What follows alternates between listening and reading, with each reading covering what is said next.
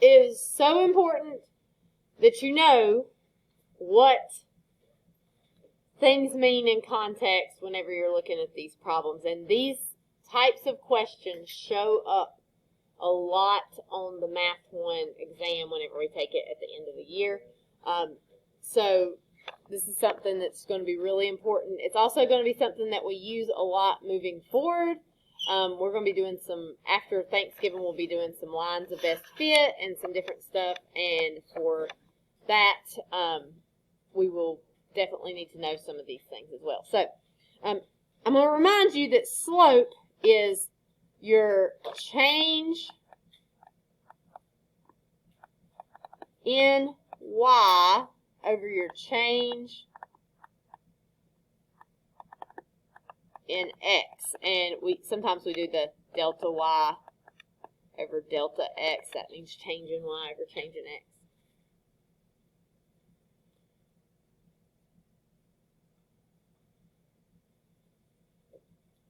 And at the y-intercept, when we were learning about x and y intercepts the other day, at a y-intercept, the x-coordinate is always 0. So those are two things we really have to keep in mind for this. And I've tried to break it down a little bit for you. So what we're going to be talking about today are what the slope and the y-intercept of an equation mean. Okay? So our first example tells us that the equation y equals 1.25x plus 350 gives the cost of a taxi ride that is x minutes long. And so A asks what is the meaning of the y-intercept. Okay, first of all, what is the y-intercept? What number is it? It is 350. Right? Okay, so what we have to do here is we got to think about what that x stands for and what the y stands for in this problem, just like we were doing yesterday. What does x stand for? Minutes is the length of our ride, right? What does the y stand for here? Cost of the taxi ride, right? Okay. So, whenever we're talking about an x-intercept, the x has to equal 0, the y has to equal 350. Okay? So, I've sort of broken this down into like a fill in the blank for you that will sort of work every time. There's other ways we can word it, but this is one way you can think about this. So what does the x stand for? Minutes. Now let's think about this. That's going to sound dumb if I say when minutes is 0.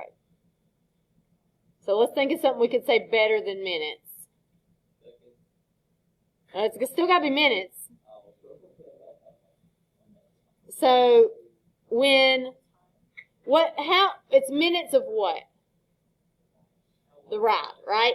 So minutes of the ride still sounds very awkward. What's something else I could say? The what?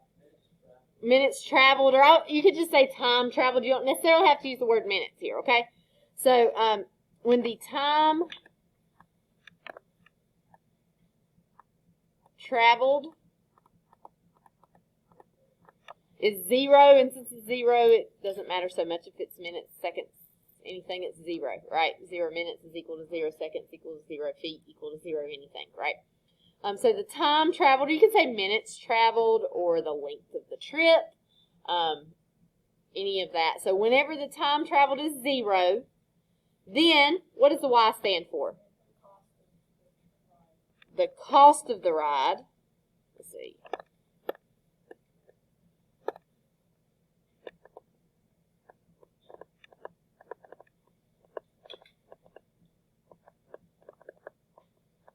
Is right, value of the y-intercept, which is our y-coordinate here, 350. Now, that it does matter here, 350 what? Dollars. $3.50. So when your time traveled is 0, the cost of the ride is $3.50. Now, that's still a little bit awkwardly worded. I may not say this, say it like this if you asked me this question, if I understood it really well, but this will give you the correct answer. What's another way I could say that would still mean the same thing?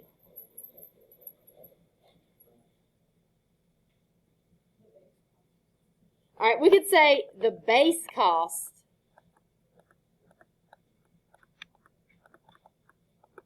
of a ride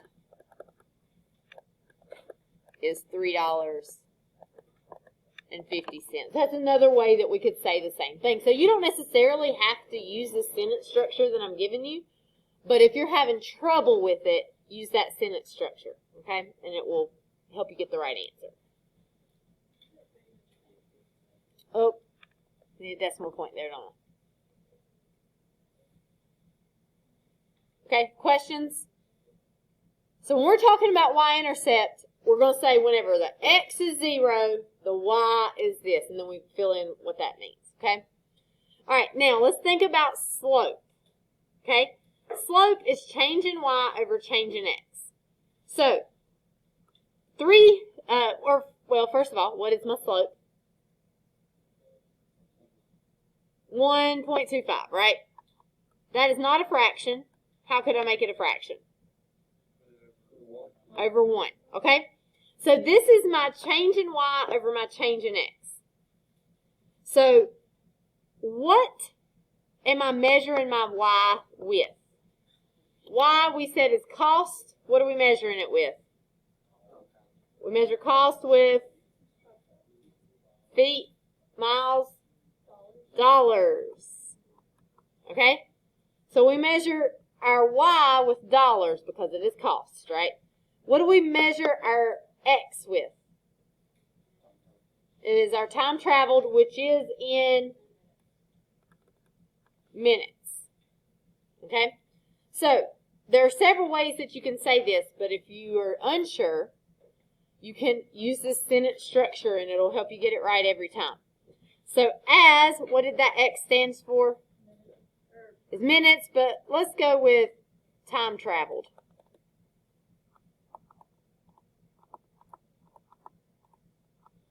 Or length of the ride, or whatever. Minutes, you could use it. It would sound a little awkward. As time traveled increases by denominator 1 minute. What does the y stand for? Cost of the ride. Does it increase or decrease? It increases because this is positive. The time you would use a decrease here is if it's negative, right? So we'll increase. Let's mark out decreases. By, what's the numerator of the slope? $1.25. So as the time traveled increases by 1 minute, the cost of the ride increases by $1.25. Okay, again, this is not necessarily like the most fluid way to say this, but it's a way that's going to be correct every time. So, does anybody know a different way we could say this that would mean the same thing?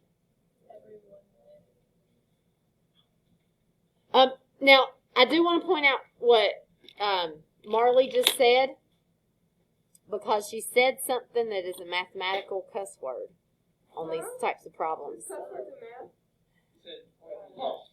Alright, she said every 1 minute it goes up by $1.25, I think is what she said. Okay. There's a word in there.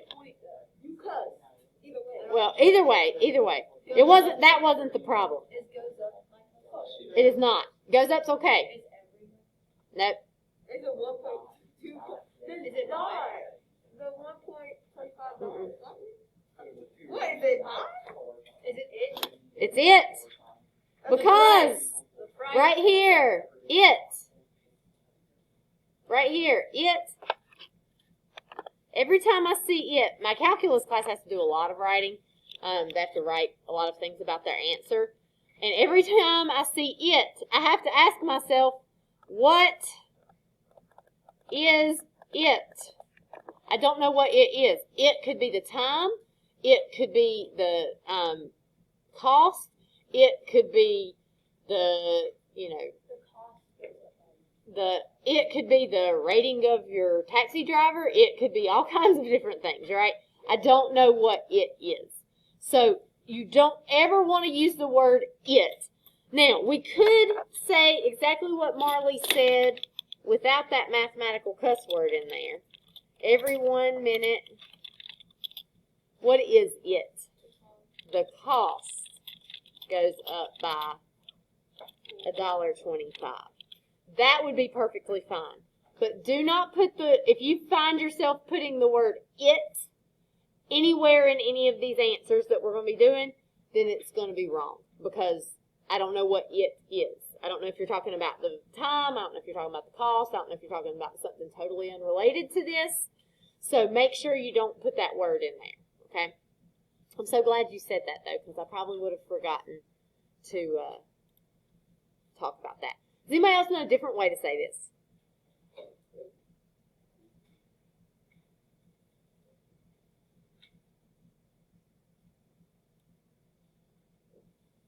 How about the taxi driver charges $125 per minute? $1.25 per minute. Okay, is that okay? We could say the taxi driver's rate is $1.25 per minute. So that would be okay too. That's another way. That sounds even different than the way that I said it before, but they all give us that same information, right? For every minute, you're paying $1.25. There's another way you could say it. For every minute, you pay $1.25, right? Okay. So there can be lots of different ways that you can say the answers to these, but you could also say it incorrectly. Like you could say that, if you said that every $1.25, the time goes up by 1, that wouldn't be correct because it's based on the time, right? You need to talk about that time there. Okay, so let's try another one. Okay, so at Newton High School, the equation y equals 56 minus 2x gives the number of students on the football team X weeks after the beginning of the season. It was a bad season, lots of injuries, and a few quitters. So this equation right here, we want to know about the meaning of the y-intercept first. So before we do any of this, let's just talk about what x and y mean. What is x? Weeks after the season start.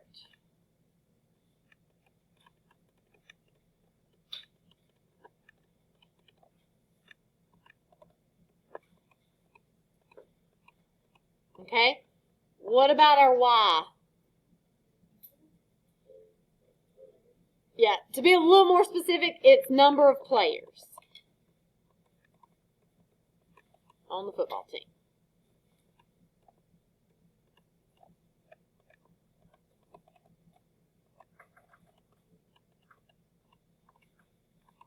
Okay?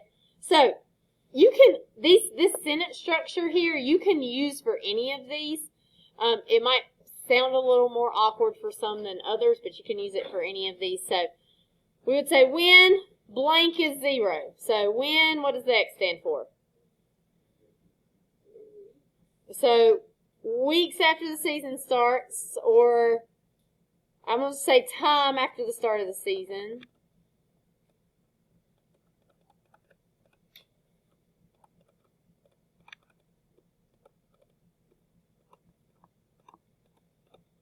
Zero.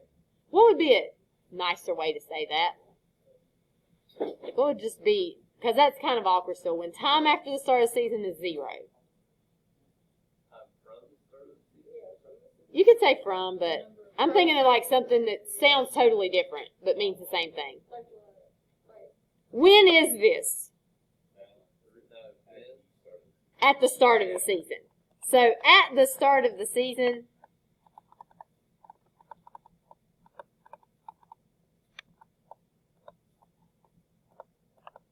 would be a more conversational way to answer this. It's technically correct if you say when time after the start of the season is 0. All right, then what's our Y stand for? Number, let's see, the number of players we'll assume it's on the football team since what we're talking about, and I don't have enough room to fit it there. You could say on the football team. What is my y-intercept? 56. So at the start of the season, the number of players on the football team is 56. We could say something like, at the start of the season, there are 56 players on the team.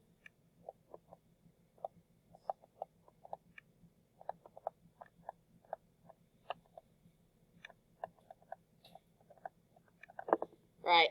So it's technically correct to say exactly what I said here. It would sound a little bit better if I said that second sentence, right?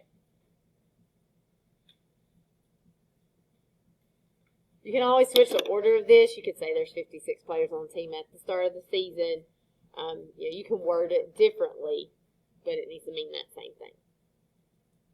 So if you're having trouble with some of these, use that sentence structure. Think about what it means, and then see if you can write it in a more conversational sort of way that sounds better. Sometimes you can't, and that's okay. You can just leave it like it is. Okay. Questions about y-intercept? But it's always when x is 0, right? When x is 0. So whatever x stands for is 0, y equals this. All right, so what is the meaning of the slope? So we're thinking again, changing y over changing x. First of all, what was my slope? Almost. Well, let's do, it's -2. And no x with it. And let's make it a fraction over 1. All right, changing y. What did the y stand for? Y is players. So players is on the top. And on the bottom, we're changing x. What our x stand for? That's where weeks goes.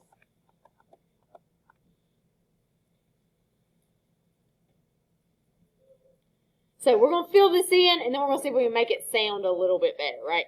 So as the x stands for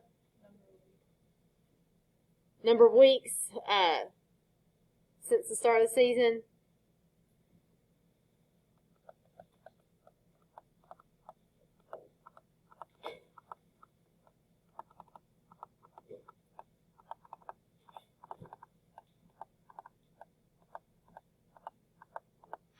As number of weeks in the start of the season increases by, the denominator of the slope is 1 week. Make sure you put your units here. Don't just say 1, because 1 could mean 1 day, 1 hour, 1 year, who knows. All right, so 1 week. What's the Y stand for? Number of players.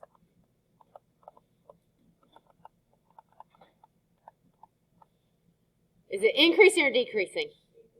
Decreasing because we got that negative slope. By, numerator slope is, do not put a -2 there, put 2. Because decreases covers the positive or negative. So always use a positive number right here and cover it by saying either increases or decreases. So 2 players.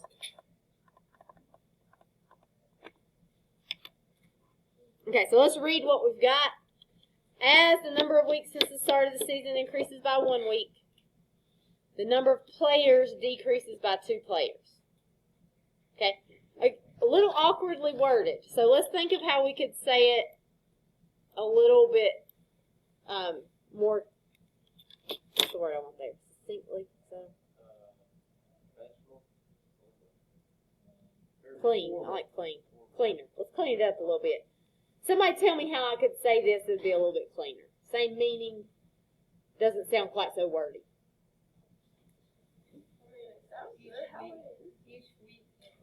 Each week of the season, the football team uses 2 players.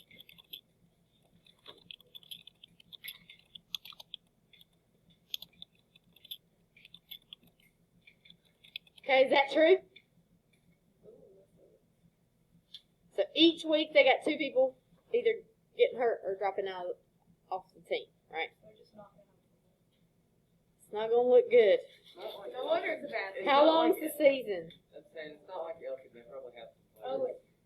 How long is the football season? many games football play? Say you don't make the playoffs, just the basic football season. 7?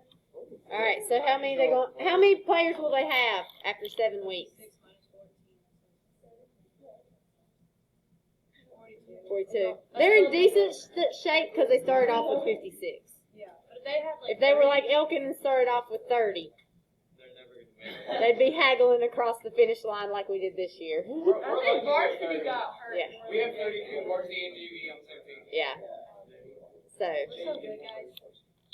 We lost a lot. We lost to Alligator. We lost to That little short dude, I mean, he was rolling. yeah. All right.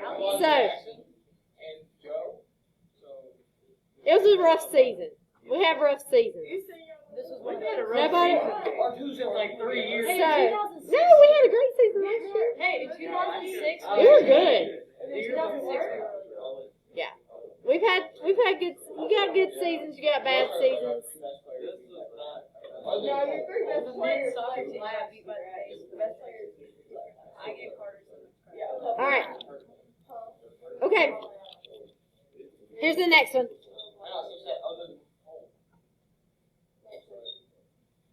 It's a rebuilding year for sure. For sure.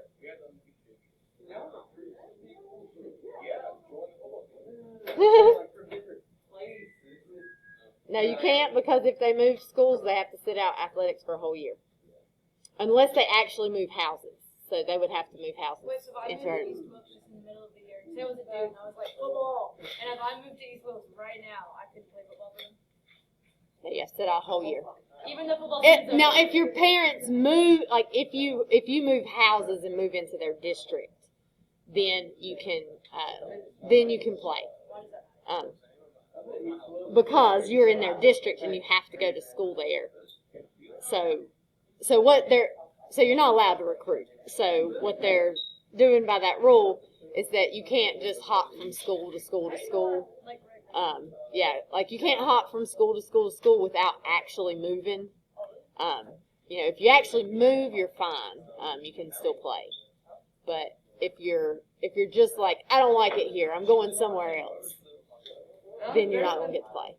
Or if you've got like the coach across town your uncle. is your uncle and is going to pay you money to come play for them or something, which is not allowed. So if you move houses, or like if you had parents that were split up and one of them lived one place and one lived in the other, you could do it because you could claim different houses. But So basically, they're like, if you're a really good football player, your parents need to be divorced. One needs to live here, one needs to live here. pretty much if you're that would be more like if you were one of those players that the grass is always greener on the other side and you're going to quit and give up and move to then you would want your parents to be Also, I think I've in different places. A and B. Okay, all right. Okay, this time I did not put the sentence structure here for us, but it's the same idea. If you need to, we can go back and look at that sentence structure, okay? So, population of bears in national forest is given by P of T equals 24T plus 231, where T represents the number of years since 2010. Okay? So, y-intercept. Let's just think real quick. Y-intercept, x equals 0, y equals, what's the number for it? 231. Okay? What does x stand for? Alright, I should say t instead. Instead of x and y in this case, it's like a x and y, right? But instead it's really a t and a p of t. Alright, so that's a p of t right there that you can't see. So t, what does t stand for? The number of Years years. since 2010. Alright, what does y stand for? The Or population. P of T here. Bear population. Or number of bears.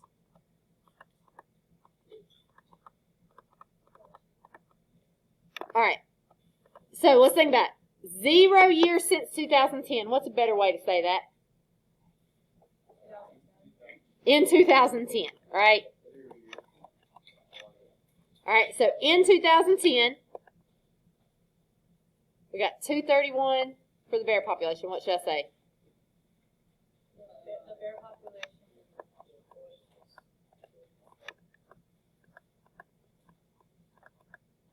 The bear population in the national forest At least it's increasing. is 231. Or if you leave out national forest, I can live with it, but bear population is 231. Or there are 231 bears living in this national forest, or you could say it several different ways. Right? Yes. I've done like Uh-huh. I've done when the year is zero, then the number of bears is 231. So that is almost going to be really good. The only thing you got to be really careful with, so listen to what Vince said, because he was going off of the sentence structure. He said, when the years is 0, the number of bears is 231. The only thing that is incorrect about that is, when you say the years is 0, that makes me think the year 0. Like 2021 years ago, right? So that is not what we mean by this, right? So the way that you could fix that so it would be correct is you could say when the years since 2001 is 0, then the number of bears is 231. So you have to, whenever you have something like that where it's like since a certain time, you have to include that there. Does that make sense? Yes.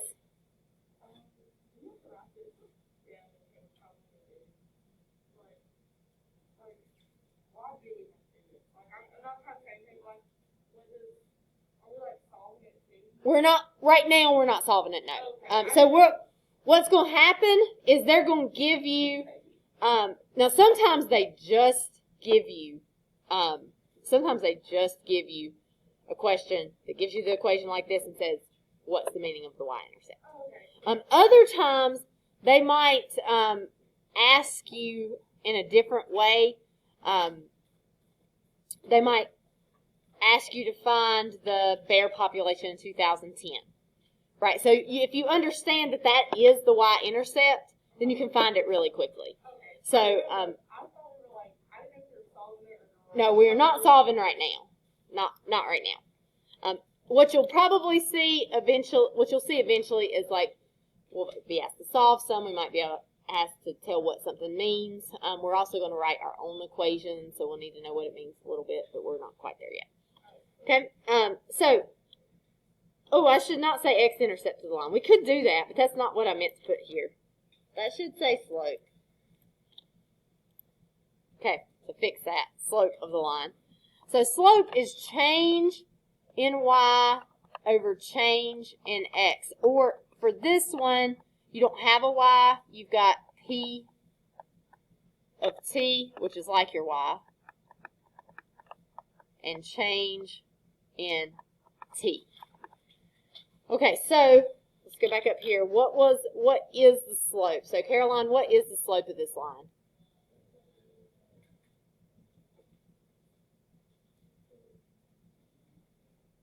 Nope.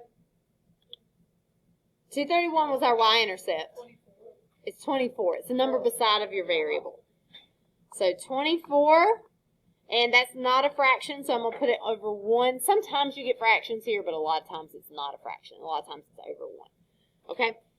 Zane, what does our y stand for? What does that p of t stand for here?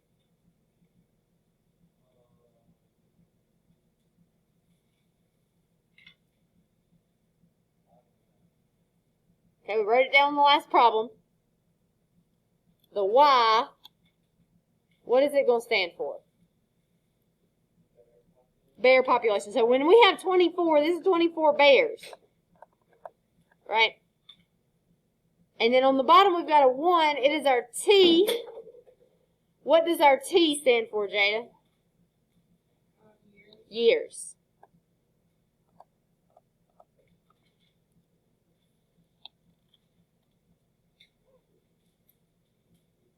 Okay, so if we use that sentence structure again, we would say as years increases by 1, or we could just say each year, right? And I guess we should say each year since 2010, because that's when the study started. Okay, so then we got to talk, so this is the change in X, right? Each year since 2001, the X is changing. We need to talk about how the Y is changing. So the Y is bears. So what's happening to the bears? Increasing by 24. Each year since 2010, the bear population increases by 24 bears.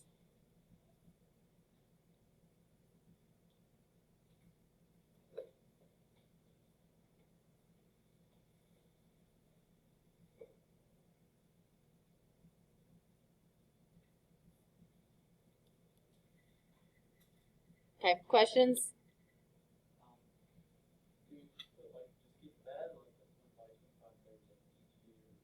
You could write it a different way.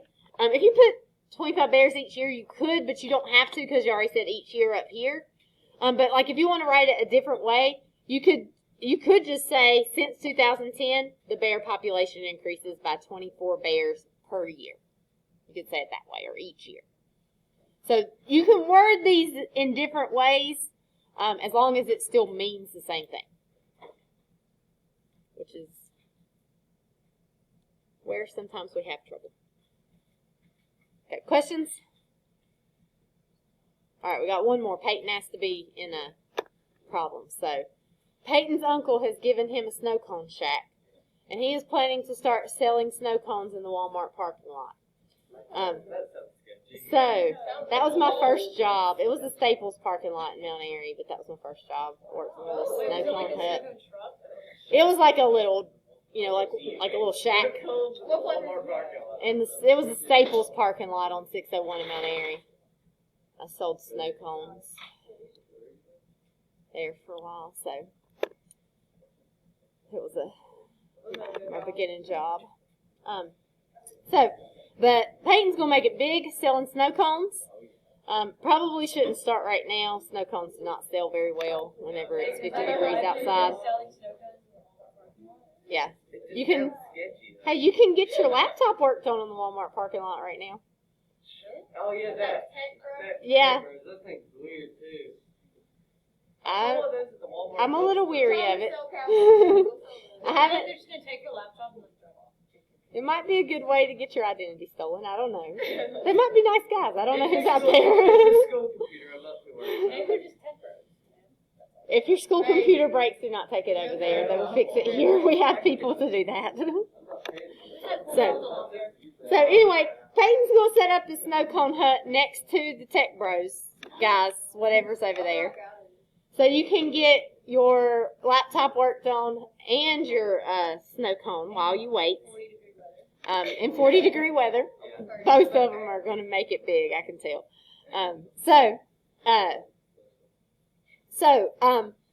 The function p of x equals 2.10x minus 50 gives the profit that he makes each day when he sells x snow cones. Okay, so let's just, like every other time, x, what does it stand for? It's number of snow cones. Okay, because it says X snow cones. When he sells X snow cones, that's the number of snow cones, right? What is, in this case, P of X, or it's like your Y right here? Profit per day. So this is only good for one day. It tells you how much money he makes per day.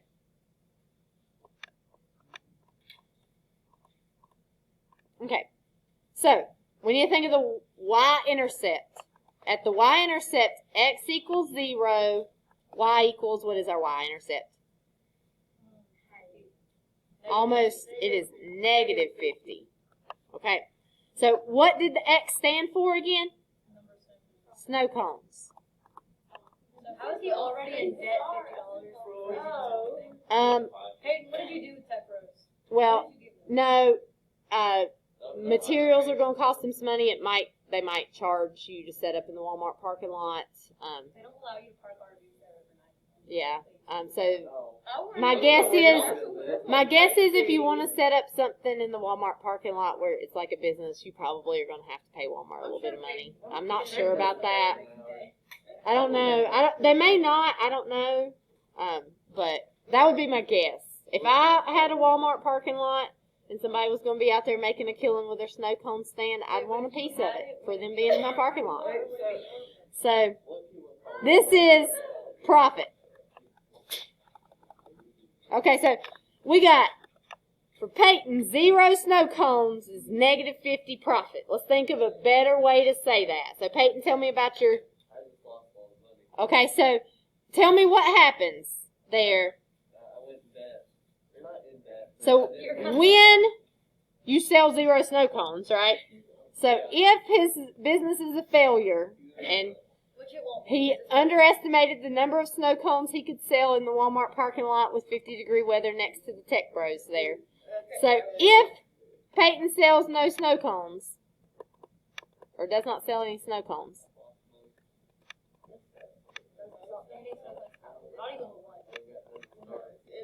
Yeah, I'm in the hole.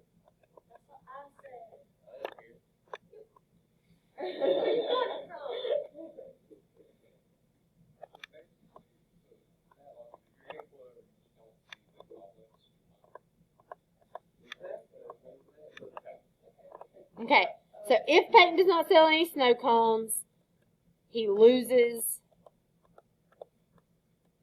$50. You don't want to say negative 50 there because you're covering it being negative by saying that he loses $50. Yeah, it would be, because like if you lose negative 50, that would actually be like getting $50, I guess. It'd be a double negative. Okay? So, I would like to just know if you could sell snow cones right now out in the Walmart parking lot. I feel like you could at least sell a couple. I don't know that you'd be able to sell enough to make profit. Kids always want stuff like that. Yeah. I feel like you might could still sell a couple. You'd have to sit there all day. It would not be worth it. Yeah. You can get your family to come by and buy snow cones. Alright. Okay. Okay. Slope. Change in Y over change in X. Okay? Alright, so Y, or first of all, what was our slope?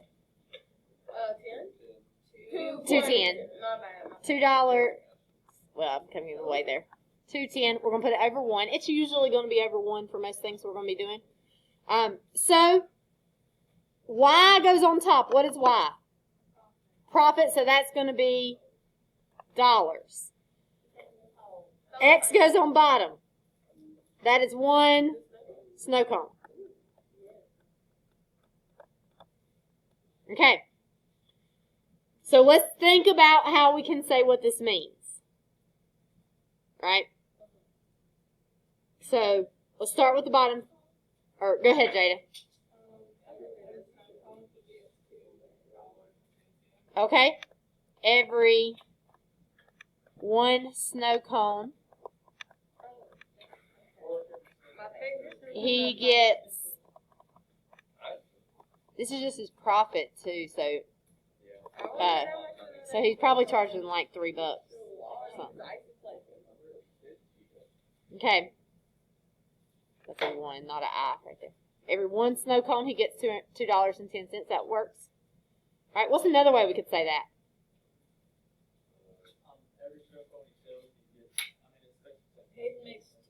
Yeah, that's basically the same. Okay, Peyton makes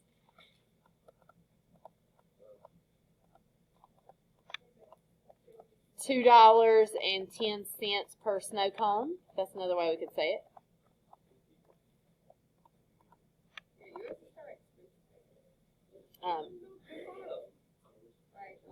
I don't know. Those trucks usually they're like $5 sometimes, $3 for Oh, the yeah, little that tiny. is- they are At about Merle, Yeah. the snow cone's like $8. Yeah. No, At Carowinds, it probably costs $27. A A bottle of water's like $5 at Carowinds. And then All right. they make you all your way. water pack Yeah. is like $30.